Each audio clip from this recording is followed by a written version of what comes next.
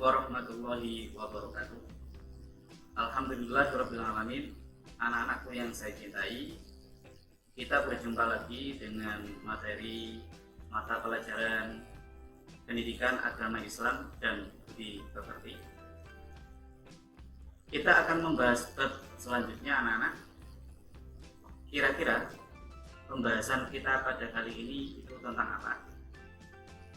Baik, coba kalian perhatikan gambar berikut ini. Kira-kira dari gambar tersebut kita akan membahas tentang apa, anak-anak? Oke, betul.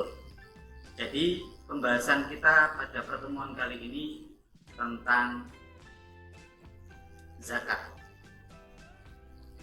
Anak-anak, sebelum kita masuk ke pembahasan, perlu kalian perhatikan kompetensi dasar yang harus kalian pahami, yang kalian harus mengerti, sehingga pembelajaran pada pertemuan kali ini bisa memperoleh hasil yang maksimal. Ada beberapa kompetensi dasar yang harus kalian pahami. Yang pertama adalah menjelaskan pengertian dari zakat, baik itu zakat fitrah maupun zakat mal. Yang kedua, membedakan antara zakat fitrah dan zakat mal. Yang ketiga, mampu menjelaskan orang-orang yang berhak menerima zakat. Dan yang keempat, mampu untuk mengaplikasikan, mempraktekkan zakat fitrah maupun zakat mal dalam kehidupan kita sehari-hari. Jadi anak-anakku yang saya cintai, seperti yang dapat kalian perhatikan, pembahasan tentang zakat ini nanti akan kita bagi menjadi 4 bagian. Yang pertama mengenai definisi atau pengertian. Yang kedua adalah dalil atau dasar dari zakat. Yang ketiga adalah klasifikasi atau pembagian dari zakat itu tersendiri. Dan yang keempat adalah orang-orang yang berhak menerima zakat. Anak-anakku yang saya cintai, yang pertama adalah definisi tentang zakat. Yang perlu kalian pahami adalah bahwa zakat itu merupakan hal pokok dasar yang sangat penting untuk dipahami dan dilaksanakan kita sebagai seorang muslim. Insya Allah sudah kita pahami semuanya bahwa zakat itu merupakan bagian dari rukun Islam. Kita pahami bersama, rukun Islam ada 5. Yang pertama adalah syahadat, salat, zakat, puasa, dan haji. Ini merupakan pokok dasar dalam hal praktek peribadatan yang harus dilakukan seorang muslim. Dan zakat ini adalah hal yang penting, wajib, yang harus dilaksanakan seorang muslim. Zakat itu adalah merupakan harta yang harus diberikan, rezeki yang harus diberikan oleh seorang muslim kepada orang-orang yang berhak. Dan itu diberikan kepada lembaga atau badan yang sudah dibentuk oleh lembaga agama, atau bisa disebut dengan amil, orang yang berhak untuk memproses dari zakat itu sendiri. Zakat itu berbeda dengan yang namanya pajak. Kalau pajak itu diproses oleh pemerintah, kalau zakat ini hubungannya tidak hanya kepada sesama manusia, tetapi kepada Allah Subhanahu wa Ta'ala sebagai perintah petunjuk Allah Subhanahu wa Ta'ala. Jadi menurut bahasa zakat itu artinya bersih atau suci. Artinya zakat itu adalah harta yang dikeluarkan bersifat wajib oleh seorang hamba, seorang muslim, kepada orang-orang yang berhak menerimanya. Tentunya jika telah mencapai nisab yang sudah menjadi syaratnya. Nah, zakat itu sendiri itu nanti akan kita bahas, kita jelaskan menjadi dua bagian, yaitu zakat fitrah dan zakat mal. Anak-anak, bisa kalian perhatikan mengenai dasar atau dalil dari pelaksanaan zakat. Allah Subhanahu wa taala berfirman di dalam surat Al-Baqarah ayat 110. Bismillahirrahmanirrahim. Wa aqimus sholata wa atuz zakata wa ma tuqaddimu li anfusikum min khairin tajiduhu indallah innallaha bima ta'maluna basir. Di dalam ayat ini dijelaskan bahwa kita itu diperintahkan untuk melaksanakan sholat dan menunaikan zakat. Artinya apa? Zakat itu adalah rangkaian ibadah yang sangat penting. Beberapa kali konteks kalimat zakat itu kita temukan menjadi satu rangkaian dengan sholat. Aqimus sholat wa atuz zakat. Artinya apa? Untuk sebuah kesempurnaan ibadah sebagai seorang muslim, selain sholat juga zakat yang harus kita tunaikan. Anak-anakku yang saya cintai, selanjutnya bisa kalian perhatikan klasifikasi atau pembagian dari zakat itu sendiri. Zakat itu dibagi menjadi dua. Yang pertama adalah zakat fitrah. Yang kedua, zakat harta atau bisa kita sebut zakat mal. Yang pertama adalah zakat fitrah. Zakat fitrah itu bisa kita artikan adalah harta yang kita keluarkan berupa bahan kebutuhan pokok. Zakat nafsi, zakat badan kita yang harus kita berikan sebagai penyuci jiwa kita. Zakatnya berupa bahan kebutuhan pokok. Lalu di negara kita, Indonesia, adalah beras. Lalu syarat-syaratnya apa saja, anak-anak? Syarat wajib zakat fitrah yang pertama itu adalah bahwa dia adalah seorang muslim. Lalu dia mempunyai kewajiban untuk melakukan zakat. Artinya non muslim tidak ada kewajiban untuk zakat, jelas. Yang kedua, anak-anak, adalah lahir sebelum terbenam matahari di akhir bulan Ramadan. Artinya yang bersangkutan itu sudah hadir di muka bumi sehingga ada kewajiban untuk menunaikan zakat fitrah. Lalu siapa yang menunaikan zakat tersebut? Otomatis orang yang menanggungnya, bapak atau ibu atau walinya.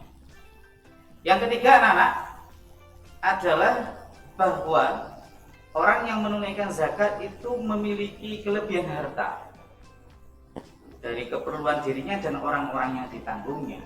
Artinya tidak sampai ketika dia menunaikan zakat akhirnya dia malah kelaparan atau kesulitan, sehingga syarat diantaranya adalah syarat wajib adalah memiliki kelebihan harta. Anak-anakku yang saya cintai, selanjutnya mengenai ketentuan dari zakat fitrah itu sendiri, bahwa zakat fitrah itu dikeluarkan pada bulan Ramadan dengan syarat-syarat tertentu. Lalu besarannya berapa? Hadis yang diriwayatkan oleh Imam Bukhari menyebutkan bahwa Rasulullah Shallallahu Alaihi Wasallam bersabda, zakat fitrah pada bulan suci Ramadan sebanyak 1 sok. 1 sok itu berapa? 3,1 liter atau 2,5 kilogram. Dalam perkembangan sekarang ini, ulama membulatkan menjadi 3 kilogram beras atau makanan kebutuhan pokok yang ada di negara tersebut. Insya Allah kita sudah pernah sering melaksanakan zakat fitrah, baik itu di lingkungan kita atau di sekolah yang pernah kita laksanakan. Anak-anakku yang saya cintai, yang kedua, zakat harta atau zakat mal. Apa itu zakat harta atau zakat mal? Yaitu zakat harta yang dikeluarkan oleh seseorang jika telah mencapai nisabnya. Artinya apa? Zakat itu dikeluarkan berupa harta yang sudah diperoleh atau dimiliki seorang muslim, dan itu dikeluarkan ketika sudah mencapai nisabnya. Bisa kalian perhatikan, ada beberapa zakat mal, zakat harta yang bisa ditunaikan, baik itu zakat mal berupa emas yang dimiliki, atau mungkin ternak, atau buah-buahan, atau bahkan mungkin dari dagang, perniagaan. Itu adalah penghasilan atau pendapatan yang bisa untuk dikenakan zakat. Besarannya berapa? Nisabnya itu 80 gram emas dalam haul 1 tahun. Besarannya 2,5% dari pendapatan. Rinciannya masing-masing zakat bisa kalian pelajari sendiri di buku. Misalkan kalau zakat pertanian, kalau pertanian itu dari pengairannya itu langsung dari air hujan, maka zakatnya 20%. Kalau pengairannya itu dari air yang diproses, bisa dari sumur bor atau proses penggalian dan sebagainya, maka zakatnya 10%. Artinya apa? Terkondisikan dengan yang ada. Anak-anak, itu adalah mengenai pembahasan zakat fitrah dan zakat mal. Lalu, siapa saja orang-orang yang berhak menerima zakat, baik itu zakat fitrah maupun zakat mal? Selanjutnya, anak-anak, siapakah orang-orang yang berhak untuk menerima zakat? Dijelaskan di dalam surat At-Taubah ayat 60. Bismillahirrahmanirrahim. Innamas shadaqatu lil fuqara'i wal masakini wal 'amilina 'alaiha wal mu'allafati qulubuhum wa fil riqabi wal gharimina wa fi sabilillahi wa ibnis sabil. Dari penjelasan surat At-Taubah ini, anak-anakku yang saya cintai, ada 8 golongan orang yang berhak untuk menerima zakat. Kalau dari penjelasan innamas shadaqati adalah hanya untuk orang-orang ini. Penjelasannya, apa yang hanya untuk orang-orang ini? Zakat itu sendiri.